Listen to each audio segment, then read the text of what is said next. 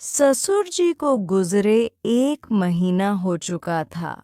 ननंद नंदोई सासू माँ को समझा रहे थे कौन से पैसे कहाँ रखने हैं, कैसे रखने हैं, कहाँ इन्वेस्ट करने हैं, गहने कहाँ रखना है, घर का कौन सा हिस्सा किराए पर दे देना है, वगैरह वगैरह। अगर बेटा कोई राय देता था तो सासू माँ का साफ कहना होता था, तुम तो चुप ही रहो। तुम दोनों तो चाहोगे ही कि पापा नहीं रहे तो मुझे किनारे करके सब कुछ अपने कब्जे में कर लो। बेटा चुप हो गया, लेकिन बहू से बर्दाश्त नहीं हुआ। उसने बोला, अपनी ही संपत्ति जो कि कल को हमें ही मिलनी है, उसे हड़प कर आपको किनारे करके हमें क्या मिलेगा। सासू माँ ने बहुत जोर से बोला, तुम लोगों को क्यों मिलेगा? मेरा जिसे मन मैं उसे दूंगी, और तुम होती कौन हो बीच में बोलने वाली? ये हमारे घर का मामला है। पति ने पत्नी को चुप रहने के लिए कहा और बोला, तुम चुप रहो, हम अपना अच्छा कमाते खाते हैं। माँ को अपने पैसों का जो करना है करने दो, हमें क्या। बहू ने बोला, क्यों नहीं बोलूंगी मैं? क्यों नहीं? बहू का हक होता है। घर की सारी जिम्मेदारियां निभाना बहू के फर्ज होते हैं। कोई बीमार पड़ जाए तो सेवा करना बहू का फर्ज होता है। पापा गुजरने से पहले महीना भर अस्पताल में थे, तो एक पैर पर पापा की सेवा में खड़ी थी मैं। खाना पीना सब भूल गई थी, तो मेरे फर्ज थे। और आज जब संपत्ति संभालने की बारी आई तो बेटी दामाद सामने आ गए। उस वक्त कहाँ थे आपकी बेटी दामाद? क्यों नहीं बोलोगी एक बहू?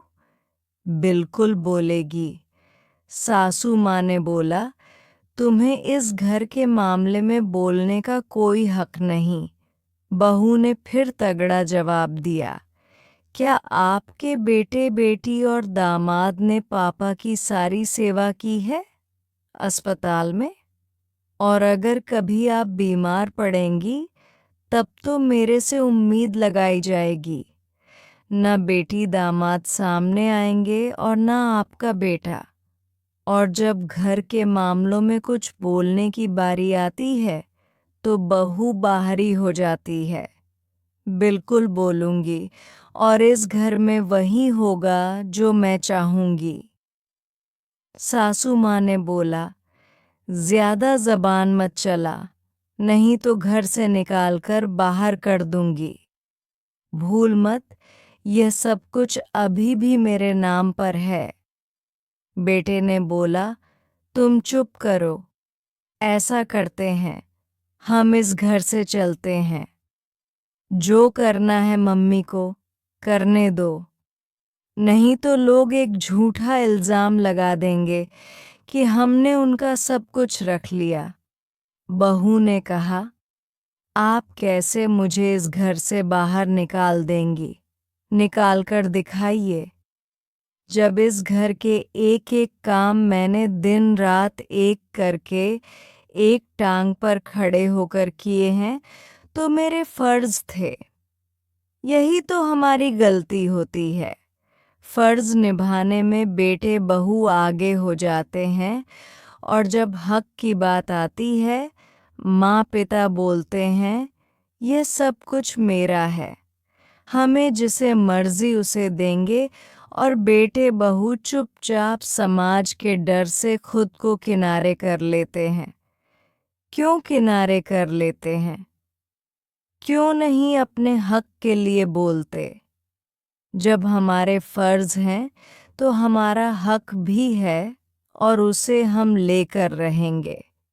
आपको जो करना है कर लीजिए। हम इसी घर में रहेंगे, और हम जैसा बोल रहे हैं वैसा ही सब कुछ होगा। मेहमानों से कह दीजिए जल्दी अपने घर जाएं।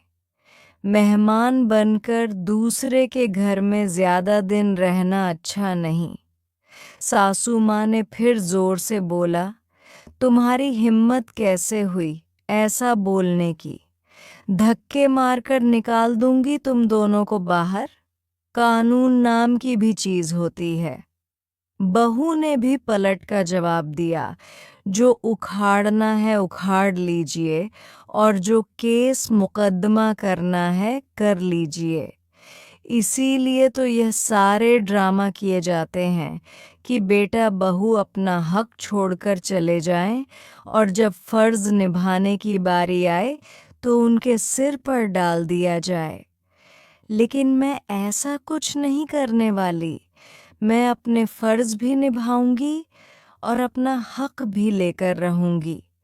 जिसे जो उखाड़ना उखाड़ ले, कहकर बहू अपने कमरे की ओर चली गई। सासू माँ ननंद नंदोई चुपचाप बहू को जाते हुए देख रहे थे और समझ गए थे कि उनका पाला किससे पड़ा है।